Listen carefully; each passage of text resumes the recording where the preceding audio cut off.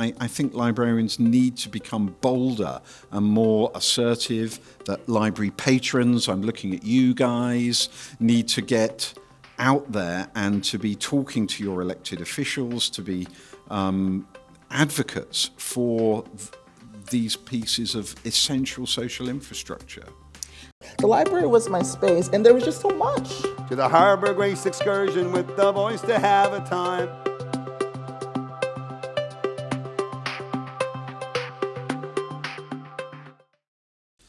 Thank you very much indeed, Sergio and Lisa, for those introductions. And thank you all very much indeed for coming along this evening and for welcoming me back to Toronto. It's wonderful to be here.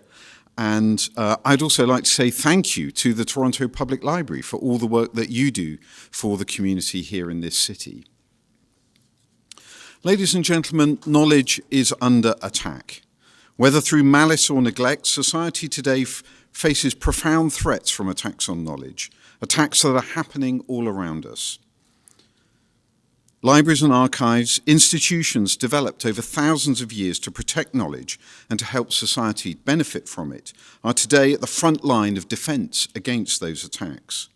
This evening, I would like to highlight 5 freedoms that libraries defend for us and why we must in turn defend libraries and archives, as they are at the heart of open democratic societies. The first of these freedoms is appropriate enough for Freedom to Read Week, freedom to read. But I would like to add 4 others to that core freedom. Freedom to learn, freedom to be a citizen, freedom to know, and finally, freedom to be who we are. Libraries and archives protect these freedoms, and if we support those institutions, we not only support individual citizens and the communities they live in, but we uphold and defend the very idea of an open democratic society. The role that libraries and archives play in preserving knowledge and in making it available has, over millennia, been key to the freedoms that we now enjoy, whether in Canada, the UK, or in other democratic societies. But in this week here in Canada, let us first turn to freedom to read. On the 10th of May, 1933, I don't know, can you see my slides? There we go. On the 10th of May 1933, a bonfire was held on Unter den Linden, Berlin's most important thoroughfare, close to the Berlin State Library. It was a site of great symbolic resonance. Opposite the university and adjacent to St. Hedwig's Cathedral, the Berlin State Opera, and the Prussian Royal Palace. Watched by a cheering crowd of almost 40,000, a group of students ceremonially marched up to the bonfire, carrying the bust of a Jewish intellectual, Magnus Hirschfeld, founder of the groundbreaking Institute of Sexual Sciences. Chanting the Feuersbruch, a series of fire incantations, they threw the bust on top of thousands of volumes from the Institute's library, and which had joined books by Jewish and other un-German, inverted commas, writers, gays and communists prominent among them.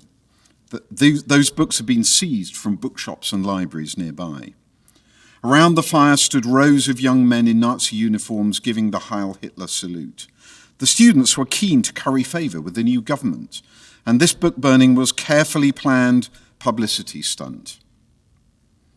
In Berlin, Joseph Goebbels, Hitler's new Minister of Propaganda, gave a rousing speech that was widely reported around the world.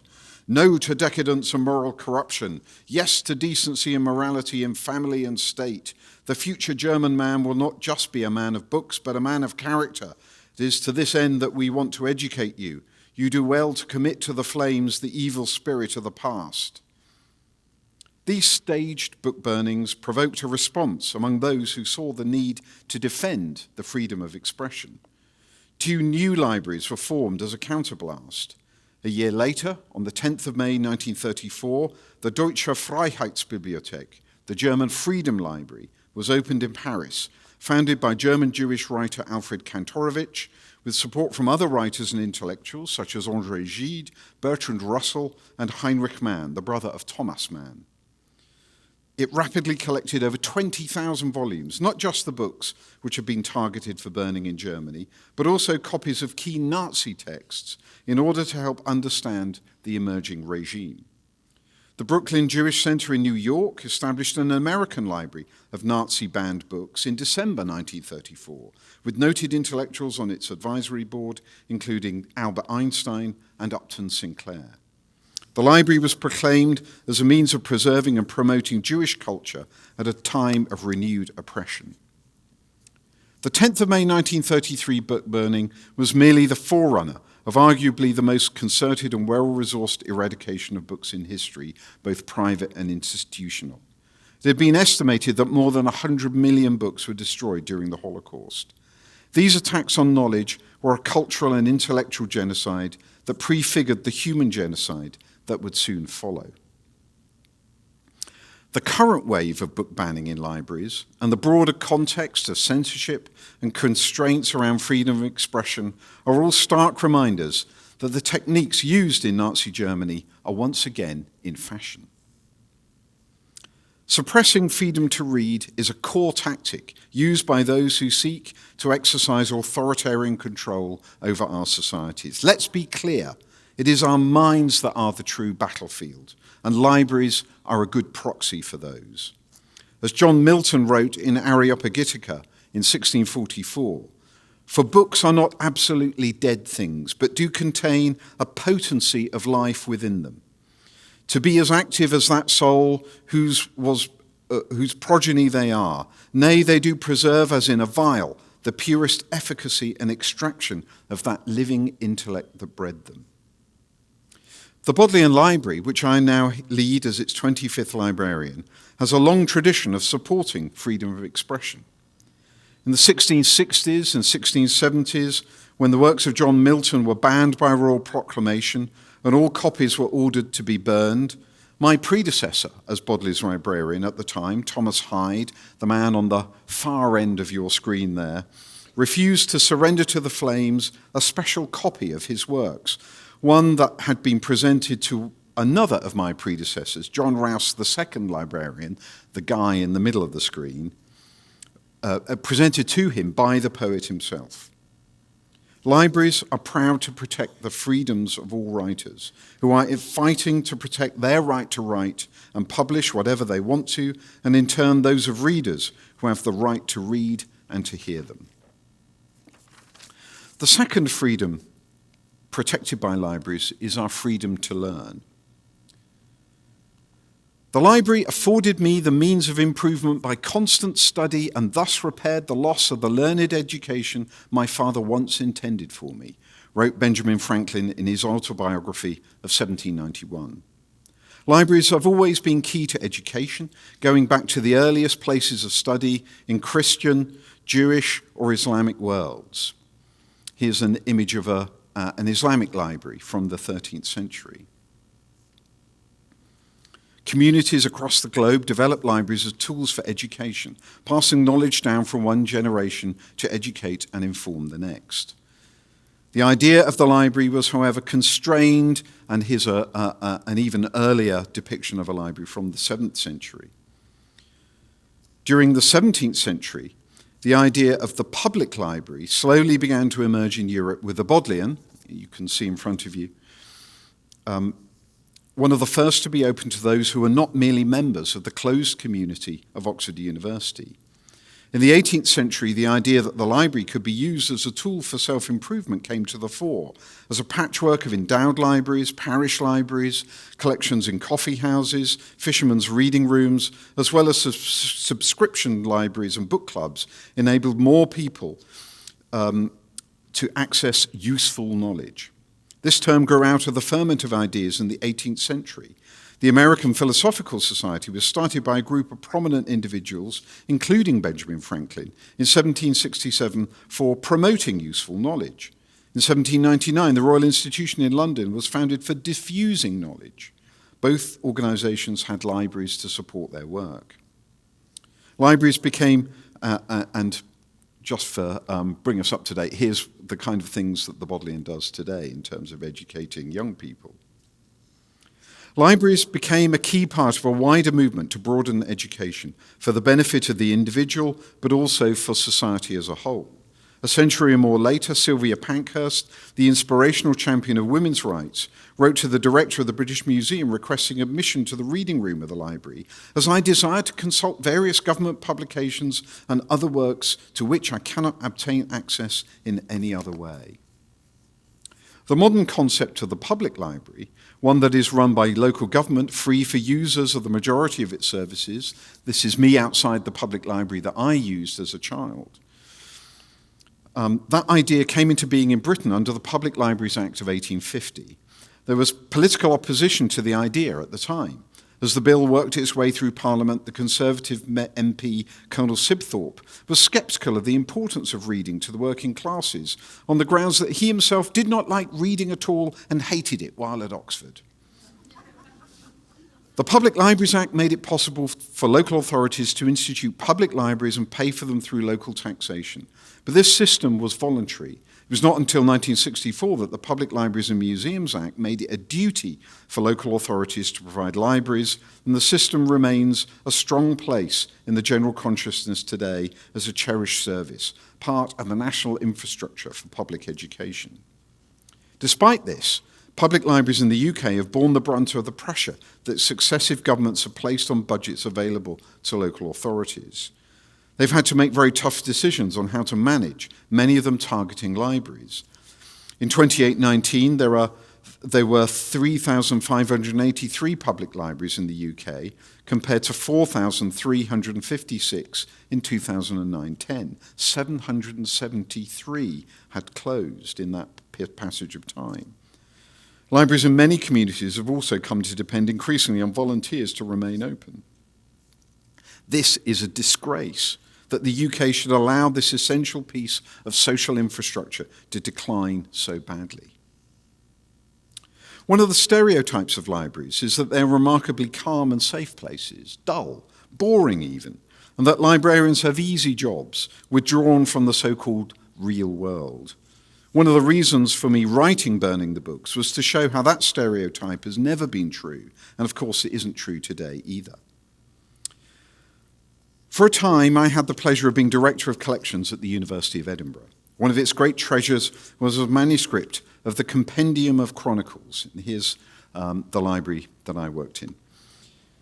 One of its great treasures was a manuscript of the Compendium of Chronicles, or Jami al-Tawarikh, of Rashid al-Din, the Vizier of Ghazan, the seventh ruler of the Ilkhanid dynasty. The Edinburgh manuscript, a substantial volume written in Arabic in Tabriz, in modern-day Iran, in the early 14th century, was stunningly illustrated with miniature paintings of great interest, importance, and beauty. One of the images, however, not the ones I'm showing on the screen, features a figurative description of the Prophet Muhammad, an artistic practice not uncommon in Islamic art at the time, but subsequently rejected by some parts of the Islamic world. And I'm not going to show it this evening. At work in the library one day, I received a telephone call. The person on the other end of the line instructed me to take the manuscript out of the library and to burn it, or dire consequences would fall upon me and upon the library. An example of the quiet, serene life of the librarian? The same manuscript, given its importance, was asked to be loaned by the Metropolitan Museum of Art in New York for a major exhibition called The Legacy of Genghis Khan. The show was planned several years ahead, and the Met agreed to pay for much-needed specialist conservation of some of the pages to stabilize the miniatures. The flights were booked, and I was to hand-carry the priceless object to New York at the end of September 2001. And then 9/11 happened. Much to their credit, the Met decided to go ahead with the exhibition, even though the horrific events made the cultural associations of the show problematic. The images in this manuscript were already causing controversy in the public realm. In 1997, Oxford University Press published its Islam, A Very Short Introduction by scholar Melis Ruthven, and it included one of the images depicting the Prophet. By the time of the second edition in 2001, however, the press had removed the image from the book and replaced it with a text stating that a small number of readers found the picture blasphemous. Fast forward to 2022 and to the small private university Hamline in Minnesota. An adjunct professor of art history there, Erica Lopez Prata, showed a reproduction to a class of images to a class of students of the image of the prophet receiving divine revelations from the angel Gabriel, which is found in the Edinburgh manuscript. Even though she warned the class before showing the image, one of the students complained to the university authorities. They condemned the actions of the lecturer as undeniably inconsiderate, disrespectful, and Islamophobic, and she was fired. The image, however, cannot be described as Islamophobic. It was painted by a Muslim, albeit a long time ago, in a manuscript that exalted Islam in the context of the historical events that it recounts. The president of Hamline University wrote a letter to staff and students saying that respect for observant Muslim students in the classroom should have superseded academic freedom. I find this an extremely troubling view to be held by the head of a university. The students were warned that the image was to be shown and they could have removed themselves from the line of sight. Other students in the classroom were entitled to view it, and in so doing learn about the culture and religion that created this masterwork. The debates on the legitimacy of portraying the prophet existed for a long time in Islam, but they have only been dominant in relatively recent times, and only predominant in the Sunni branch of the faith. The British writer Keenan Malik has written about this case. In his view, it shows how the concepts of diversity and tolerance have become turned on their head. The university authorities at Hamline, in their eagerness to show how diverse their community is, have sided with reactionary views within Islam and have therefore become less tolerant as a result. With my own personal history of the image, having been responsible for preserving and for sharing the volume for a few years, I have to side with Keenan Malik. Interestingly enough, the Hamline case has prompted a clear and more nuanced response from the Muslim community. The executive director of the Minnesota chapter of the Council on American Islamic Relations believed that showing the image was Islamophobic, but the national group disagreed. Although we strongly discourage showing visual depictions of the prophet, the group has stated, professors who analyze ancient paintings for academic purposes are not the same as Islamophobes who show such images to cause offense. The Hamline incident and the current spate of library book banning in the US show how libraries are on the front lines of a war defending knowledge from attack. The American Library Association reports that during 21-22, there were more than 2,500 book bans in 138 different US school districts and libraries spread across 32 states covering 4 million pupils. The highest concentrations were to be found in Texas and Florida, states where the dominant flavor of politics is tea. Many of the contested authors seem so uncontroversial that their presence on these lists is a shock. Khaled Hosseini's The Kite Runner, or Toni Morrison's The Bluest Eye, Art Spiegelman's Mouse, Aldous Huxley's Brave New World. Isn't the US Constitution meant to protect freedom of speech? Apparently not. What is even more troubling than the presence of these books and hundreds of others on the book ban list is the demonization of librarians as combatants in the war for our minds. We should expect these battles to intensify as the presidential elections loom closer and closer. School librarians are required to hold master's degrees in library science as well as having teaching certificates. They are highly trained and skilled professionals. Yet many of the political challenges around book banning in states like Texas and Florida are aimed at restricting librarians or bypassing them. At their most extreme, the politically motivated legal challenges demonize librarians as being sexual deviant groomers of young children. In North Dakota, a current attempt to control what books public libraries can stock would remove all books dealing with sexual or gender identity. It's hard to imagine such statements emanating from the sane, but this kind of extremist legal positioning, massively stressful for librarians, is becoming normalized in some parts of the United States. But the community is mobilizing in defense of the role of libraries and librarians as supporting freedom to read and freedom to learn. And there are many groups who are working in this way. And I note, again, the Toronto Public Library's, their book sanctuary as an excellent example of that. But the irony is that the very act of banning books make people want to read them all the more. As Margaret Atwood, one of the most banned authors in the US right now, has said in a recent piece for The Atlantic, "Go ahead and ban my book. It will only make people want to read it." The Bodleian, in its early years, actually used the Roman Catholic Index of Prohibited Books as a kind of convenient shopping list for books that the library most wanted to acquire and place on its newly built shelves. Book banners aren't very bright. We may be amused by the ironies in all of this, but it's now dangerous and scary working in a public library in many parts of the US. Librarians are upholding the rights of their fellow citizens to read, to learn, and to know. We must all support them and stand up for those core freedoms. This is our responsibility. Librarians and libraries are worth fighting for, and we should look back in history for inspiration and courage to other episodes where librarians, archivists, and the communities around those institutions have been willing to risk and even lose their lives for them. Let us move now to the freedom to be a citizen. We can find out what it means to lose a library. On the evening of the 25th of August 1992, shells began to rain down on a building in Bosnia's capital city of Sarajevo. These were not ordinary shells, and the building was not an ordinary structure. The shells were incendiaries. The building they hit was the National and University Library of Bosnia and Herzegovina, and the shells were fired by the Serbian militia who had surrounded the city as part of the strategy of the President Slobodan Milosevic to destroy Bosnia. No other buildings were fired on this day. The library was the sole target. Librarians and firefighters formed a human chain to remove materials from the burning structure, but Serbs placed marksmen to pick them off. The relentless shelling and sniper fire made it too dangerous for all but a few of the rare books to be saved. At around 2 p.m. that day, one member of the library's staff, Ada Butarovic, was killed by a sniper. She was only 30 years old and joined a casualty of 14 deaths and 126 wounded from that day in the city. The library was the target because it was both a symbol of the multicultural community that Sarajevo and Bosnia had managed to preserve. It contained the written culture and history of Bosnian Muslims, Jews and Christians, all living together. It was also an institution for educating the citizens of the country.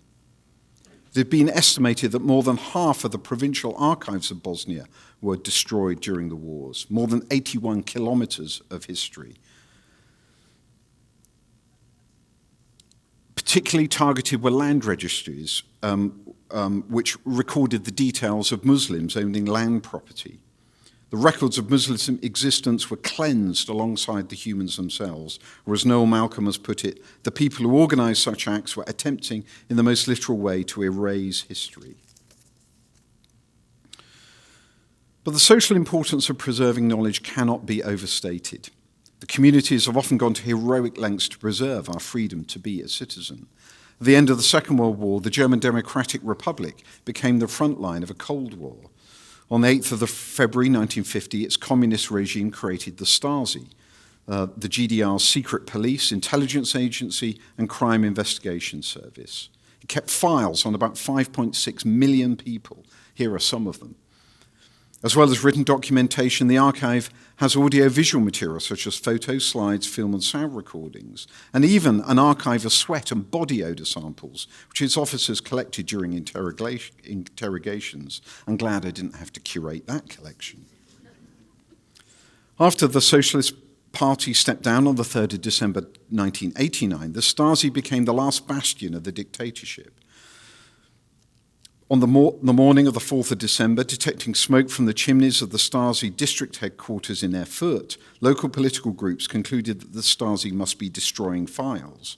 A women's group occupied the building and the neighboring prison where the Stasi stored files for safekeeping.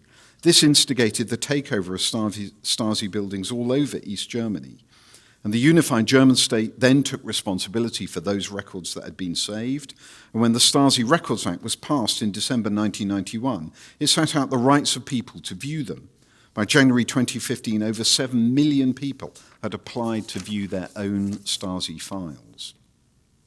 The Stasi actually trained other regimes in this surveillance, including the Ba'ath Party in Iraq, led for decades by Saddam Hussein. And following the invasion in 2003, the party archives there would be removed to the United States. only to be returned to Iraq in 2020. I'd like to kind of contrast what happened in East Germany after the collapse of communism with what happened in Iraq. Without the records of what happened, how could the Iraqi people face up to their difficult past? In Germany, they developed an organization called the Gauck Authority to manage the access to those Stasi files. They had considerable resources, financial resources, over 3,000 staff, and able to process millions of requests. Without the funds to resource it properly, the whole enterprise would have been disastrous, and this could well have been the case in Iraq. But the archives remained outside the country as it descended into civil conflict. The Iraqi people's freedom was undermined by their archival deficit. The freedom to know is a key freedom that libraries and archives defend for us all. We're going through a profound shift in the way that knowledge is created, shared, and stored at the moment. As a result, public knowledge is increasingly in the hands of major technology companies, or what the great Oxford historian Timothy Garton Ash calls private superpowers.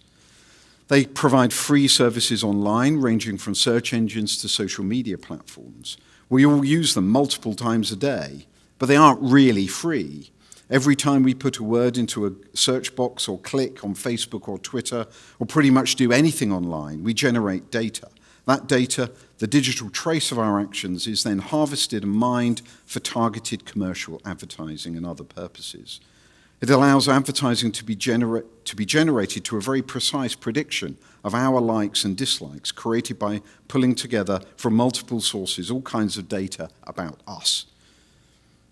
It's what drives the internet, making the big tech companies both rich and powerful. The great biographer Robert Caro, I'm just going to skip through these quite quickly.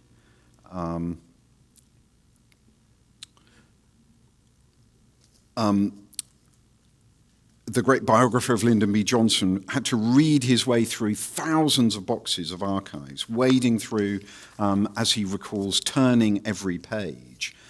But the archives of presidents of the United States or the prime ministers of Canada and the United Kingdom today are created in hybrid form. They're both paper and electronic, emails, text messages, blog posts, and the like, even Twitter posts.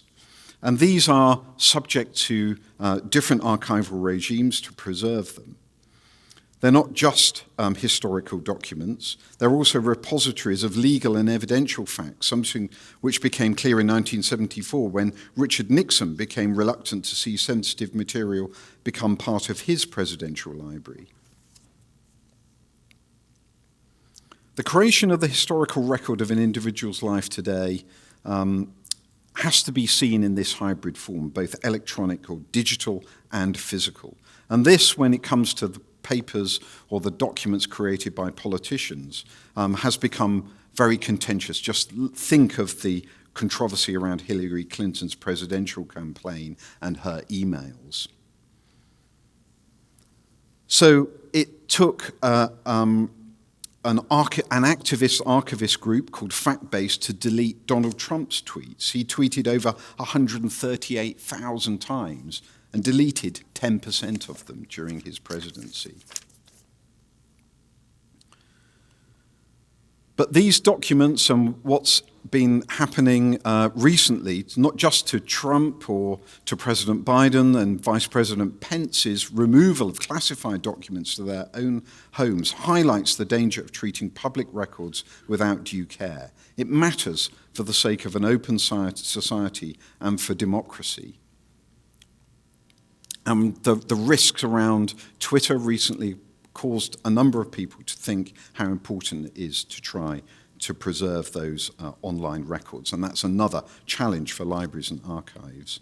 I'm running out of time, so I'm going to speed through the last passage of my talk, which is about taking us back to the Holocaust and to the city of Vilna, or modern-day Vilnius, the capital of Lithuania. At the beginning of the 20th century, it was a famous and renowned center for Jewish life, a city famous for its learned rabbis like the Vilna Gaon, a city full of libraries and archives for the Jewish community like the Strashun Library, or the YIVO Institute, here's the Strachan Library, or the YIVO Institute, founded by Max Weinrich in 1922, which documented everyday Jewish life in Central and Eastern Europe. Things like theatre posters and programs, popular music. But despite this thriving of that community, of course, in 1941, Hitler launched Operation Barbarossa, and Vilna was occupied by Nazi forces. And with them came an operational group that sought to target those libraries and archives. The group was led by the man on the left of your screen, Alfred Rosenberg, one of the architects of anti-Semitism, and there was a librarian, Johannes Pull, on the right of your screen. And they targeted Jews who were forced into the ghetto in Vilna, who were librarians and archivists, and they forced them at gunpoint to come out of the city, out of the ghetto every day, to sort through their own library and archival collections, passing rare materials back to Rosenberg's perverted research institute in Frankfurt, the rest to be sent to the paper mills for destruction. That group called themselves the Paper Brigade, and what they actually did was to smuggle, at the risk of their own lives, each day, documents and books back into the ghetto, where they hid them in the hope that someone would come later to recover those documents as witnesses for their own community. And indeed, after the Soviet forces forced the Germans out, a few of the members of the Paper Brigade had survived the liquidation of the ghetto, and they came back and recovered their documents. Those that had been sent to Frankfurt were recovered by American troops and sent to a branch of the YIVO Institute in New York. Here they are in 1947. But the Soviet regime also found the recovered documents back in Vilna, the ones that are miraculously saved by the Paper Brigade, as anti-communists, and they sent the documents again to the paper mills. This time, they were rescued by a Lithuanian librarian, Antanas Ulpis, who turned the trucks round and hid them until 1989, when they could be revealed to the world once again. And we must think at the moment of our colleagues in Ukraine, where libraries and archives are being attacked, or probably literally today. The most shocking statistics relate to public libraries there. 47 have been completely destroyed by Russian forces, beyond repair. A further 158 are badly damaged, and 276 have received some damage. And our colleagues there are having to cope in, extreme pressure, not just the attacks on their buildings, but on their families. They're without power, sometimes without water, and other parts of normal infrastructure. But they continue to innovate and find ways of supporting their communities left in Ukraine. Libraries and archives, to finish, provide a diversity of knowledge and ideas. They make it possible to face the present and the future through deepening and understanding of the past. The ideas we encounter, the histories that we understand, and the culture that we engage with help us make us who we are. But we need this pool of ideas and information to be constantly refreshed if we are to be creative and innovative. This is true not just in the case of, say, the creative fields of art, music, and literature, but more generally. The democracy that we enjoy in many societies today relies on the free circulation of ideas in order to breathe life into the questioning spirit of our democratic processes. This means, in part, the freedom of the press. But citizens need to have access to knowledge of all shades of opinion. Libraries acquire all kinds of content, and this resource allows our views to be challenged and for citizens to inform themselves, following John Stuart Mill's insistence in On Liberty, that only through diversity of opinion is there, in the existing state of human intellect, a chance of fair play to all sides of the truth. Why should we be concerned about attacks on our freedom to read and our freedom to know and on those other freedoms? I'd like to leave you with a quote from George Orwell, written 70 years ago in his famous book 1984, but incredibly relevant for our own era. The past was erased, the erasure was forgotten, the lie became truth. Thank you for listening.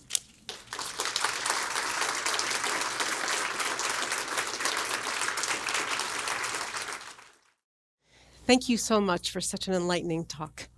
And thank you for being here. You came all the way from the UK just to see us tonight.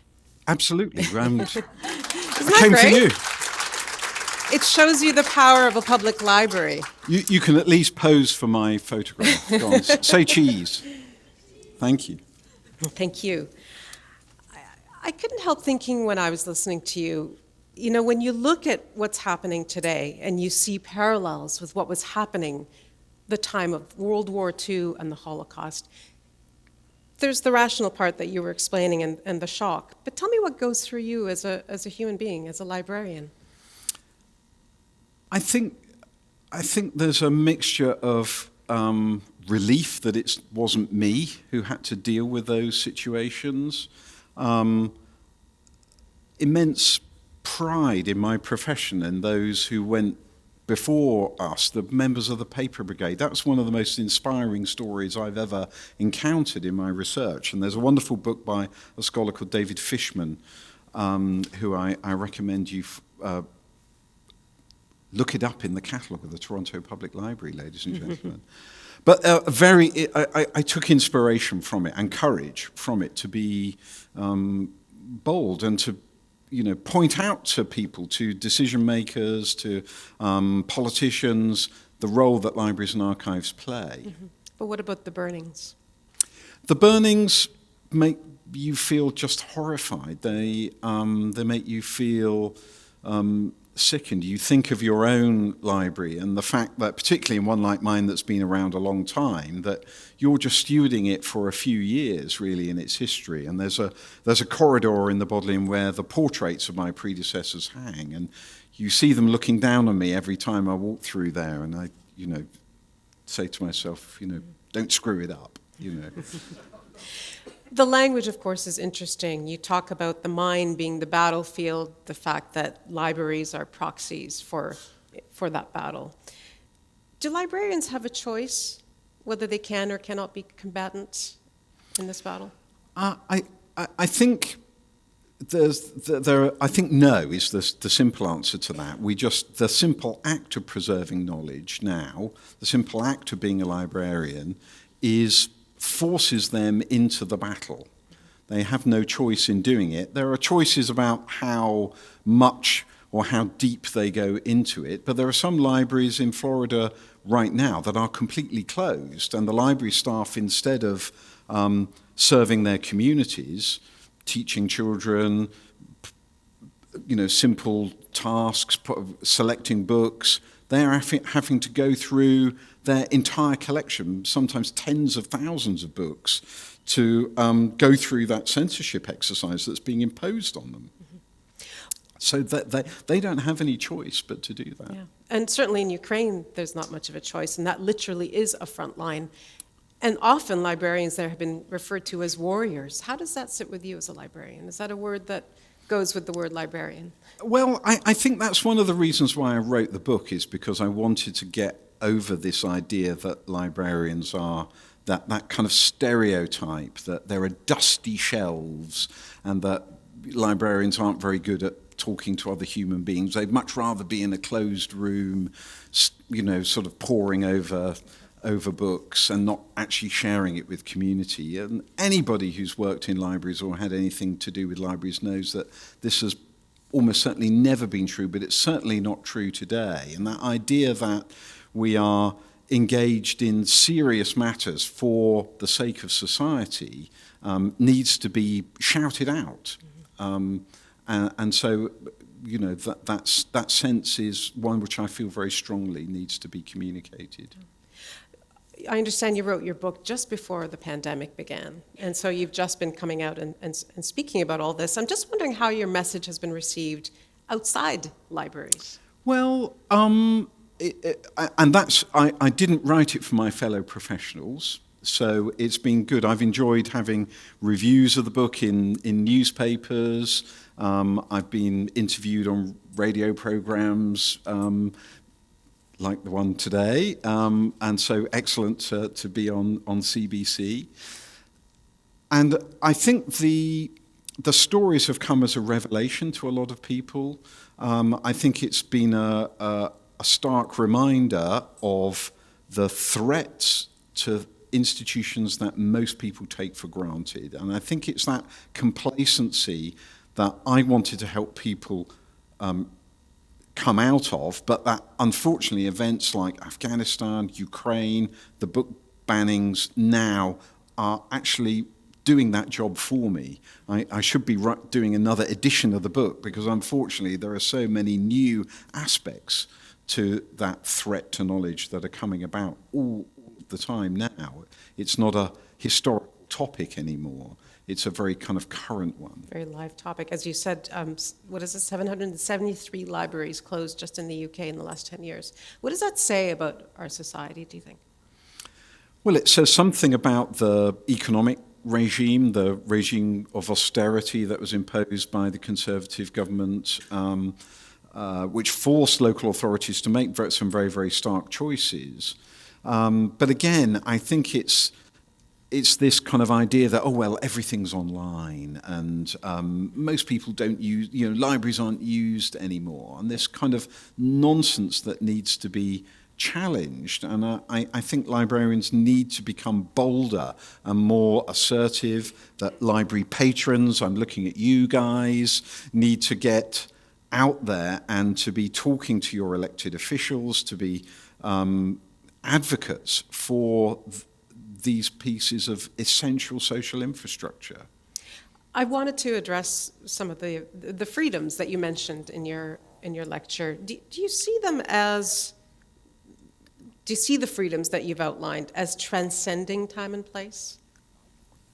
I think there are different aspects to them over, my book covers about 5 millennia of history, and I think it's very difficult to really compare the ancient civilizations of Mesopotamia or Ptolemaic Egypt with, Renaissance Europe, the Reformation, or the internet age of today. But there are some common threads through it, that sort of human desire to organize knowledge. You see that in, again, it was amazing to me to read about the excavations that are going on in Iraq and Syria, in those ancient communities of people, archivists and librarians 4,000-5,000 years ago, cataloguing books, organizing them. Okay, they are clay tablets written in cuneiform script,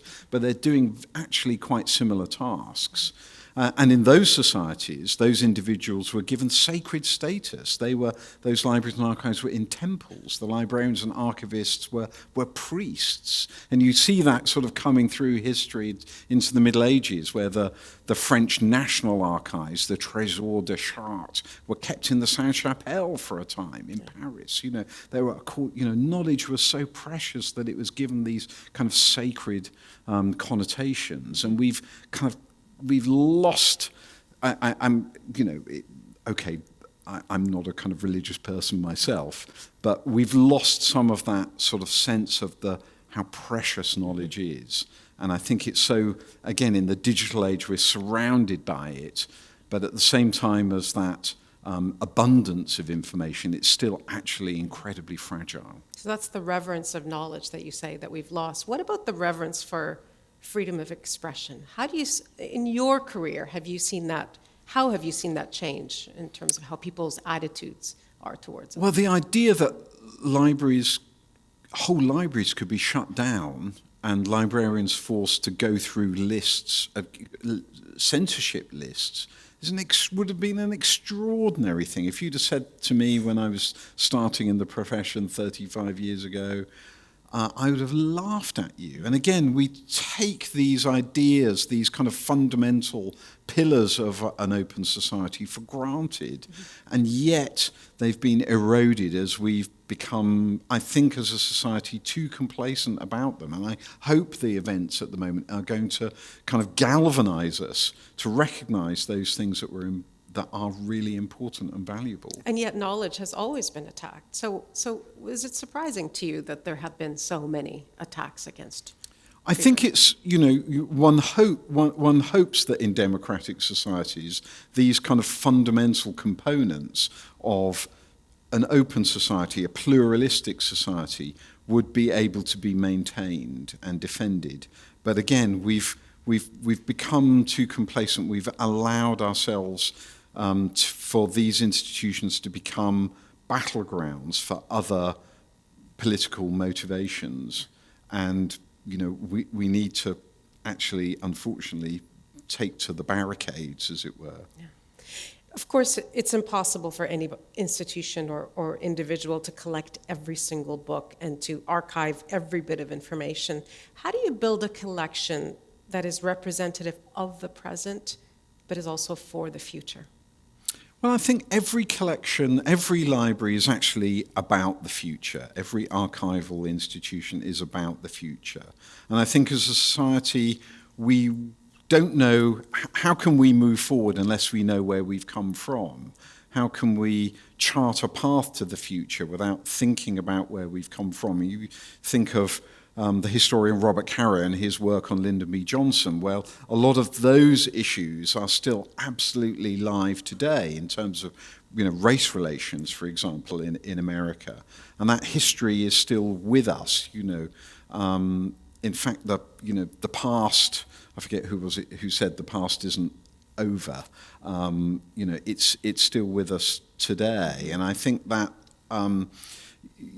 you think of lots of contemporary issues for which that speaks very, very true today, where people are wanting to revisit earlier assumptions about the past, and look upon them anew with fresh eyes, with more contemporary concerns. And I think it's our job to preserve that information so that those reinterpretations can happen and we can grow and learn as a society as a result. So in the moment, is it your sense that, or is it your belief that a library should also reflect the span of thinking in a current environment? Yes, yeah. Absolutely. Yeah. It needs to. It's that point I made right at the end of my talk from John Stuart Mill. It's about having a diversity of opinion.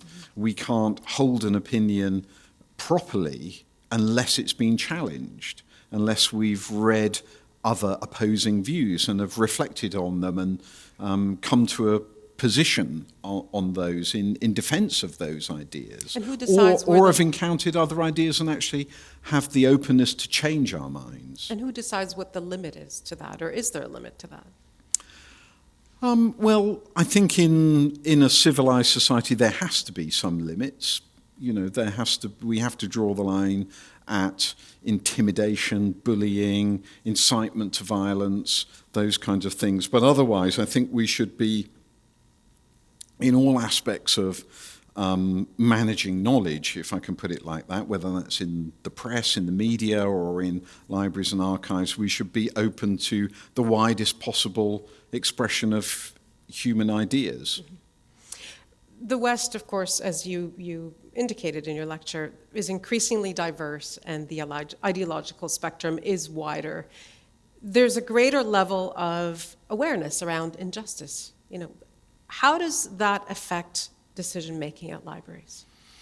Well, I think we need to take all of those things into consideration in everything that we do as librarians, from acquisition of stock through to the way we describe it in catalogues, the terminology we use, what kinds of place names we call cities or towns in the past, the way that we organize our exhibitions and public programming. All of those things have to take cognizance of the needs for that diversity to be reflected in our organizations and celebrated.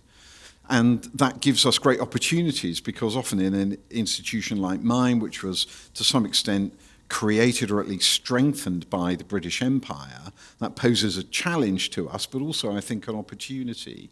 And I've certainly, that's one which we have to be open to and be honest about in the way that we reflect on where some of our collections came from, or how we've organised them or described them in catalogues in the past, and to be open to new ideas and to engage and listen to communities for which they're directly relevant and important.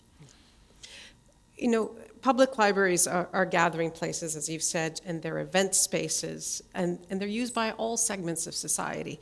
There has been, I think we all know, public backlash here and everywhere when members of, certain guests or events who people might find objectionable or even potentially harmful. I won't ask you to speak to specific cases, but how does a public library judge the line between welcoming free expression and welcoming all library users? Well, I think librarians are good listeners.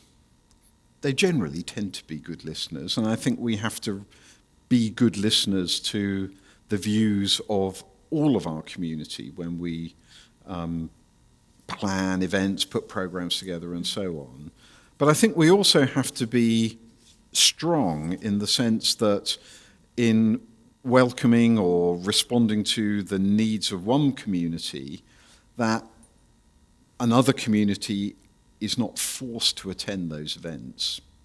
So it's not a requirement, it's not compulsory to go along to something. People have choice of what to go to, and I think our patrons have to be open and tolerant as well as our library staff. Yeah. So much is being asked of libraries, as you say, to reflect a diversity of opinion and to be welcoming to everyone and to be bastions of free expression. Here, they've been also used as food banks. In other cities in Canada, they've been used as shelter for people who are experiencing homelessness.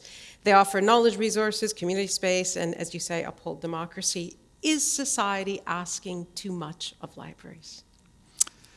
Well, I think society is asking too much of libraries when it doesn't resource them to do all of those tasks. And I think that's something which I've seen in my profession. I'm fortunate I'm in a university that's well-resourced. My library is supported. But the public library that I depended on, that was transformational for my life chances, that small town on the Kent coast, and libraries like it across the country, libraries like it in Canada, I'm sure, are not resourced enough to do that whole range of tasks, to cope with the analog past and the digital present and the future, and to face all of those demands from an increasingly demanding public. But if the resources are available, should they? Yes, I think librarians have become aware of their role as social infrastructure. And I think they've been incredibly adaptive, they've been innovative, they've seen how they can make a difference for their communities, and we should entrust them to do the things which their communities need the most and resource them properly.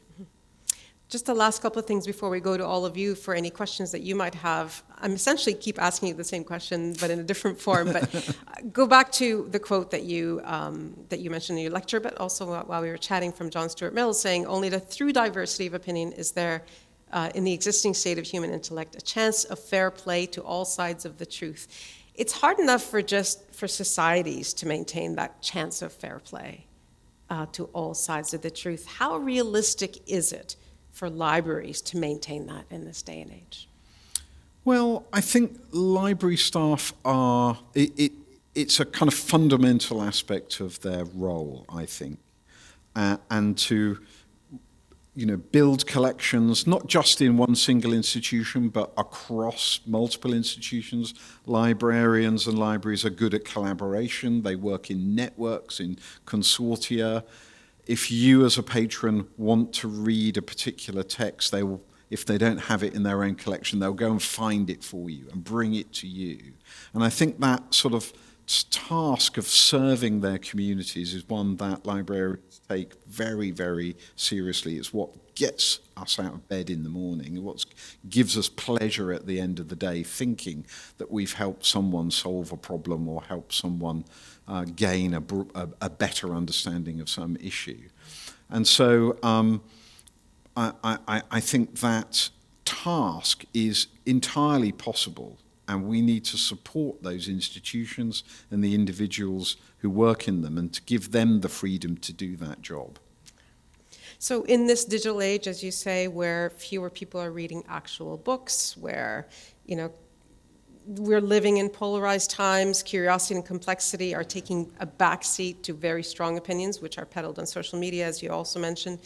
Do you think that libraries alone could help people rediscover the joy of intellectual freedom?